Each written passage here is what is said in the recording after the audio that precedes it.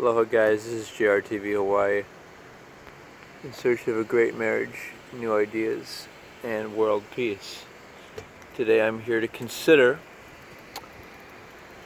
biology versus ideology. Now, in biology, there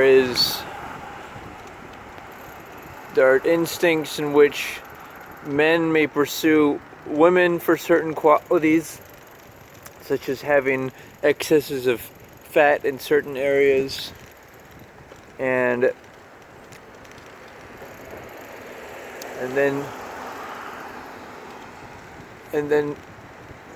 women can be interested in men for their ability to provide security, and then there's a gravitation towards, for both men and women, for more and more and bigger and more extravagant stuff. And so we need to transcend this biology, the programming of the, whatever you want to call it, mammal mind, and beyond the idea of wanting to be sexually appealing to everyone and for everyone to like you, and into the realm of the dream mate. Somebody who you don't have to chase, somebody who you want to be with even if they might have to be in a wheelchair, even though they might lose their income. And this is even beyond the idea of having to procreate and having to anything.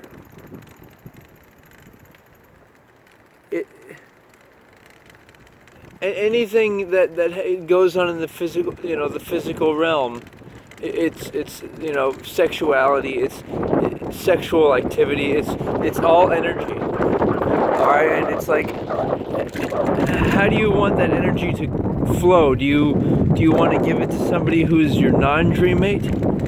Do you want to engage in something half-hearted where you're not giving your soul to one another? By the way, giving your soul just simply means giving all your energy to someone, and they in turn use it towards what is important for them. Often it's the man giving, all his spare time and extra spare money to please or impress a particular woman, and consequently, if she is his dream mate, she'll use it to reinvest in mutually shared dreams and values. And of course, that also comes into play when you're looking at child rearing. The man brings food to the table, and then the woman raises children in similar standards that the man believes in. So there's a continuity, there's a consistency of. There's truth, there's authenticity. And so obviously these prototypical circumstances don't have to transpire. It's just the principle of it. It's the principle of, well, after you've made a good life for yourself and perhaps raised children, what are you going to do then? You're not obligated to be. There are these terms, grandparents, this is all based upon a biological basis. So it's people who are relating to one another just because they're biologically related, as opposed to relating to one another because they have the same values. And even if they have the same values, it's not fair to expect somebody to, for example, like these people are not obligated to one another just because they are similar biologically, genetically, and furthermore, when people make choices in life, it should be based upon their willingness to make time for what they really want, what they really believe in, what they really like, and the only way that's possible is through